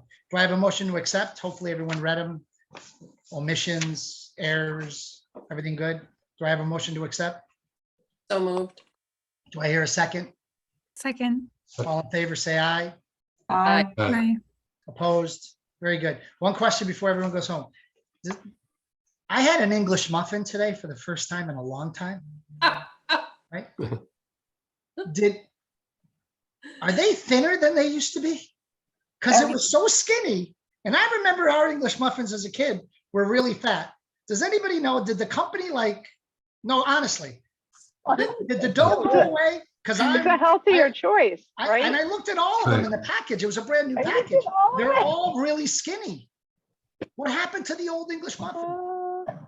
It's another casualty of the global supply. I think it has to do with inflation. Same price, less product. I just wondered if anybody else noticed skinny English muffins. I have one of the first-time managers with their hand up. Uh-oh, hand raised, and who might that be? Hi, it was me. Oh, Jeff Talbot. Jeffrey, how are you? Good. After the first time manager section, I had stepped out for about 10 minutes, and when I came back, it was requesting me to turn back on my camera and audio. Did I miss something? Yeah, you missed, did you hear me speak about the pharmacy manager responsibilities? I did go through that, yes. Tell me one thing I said. One of the responsibilities was to alert the board once you step down as pharmacy manager or leave to go to another. place. Okay. You're good. You didn't miss anything. Don't do that again. I'm gonna let it slide today. Okay. All right, Jeffrey. Have a good day. Thank you. You as well. Take care. Thanks. Meeting adjourned, everyone. Have a great week, month. See you in the next Stay one. healthy, everyone. Stay Next healthy. month. Take Thank care. you. Everybody. Take care.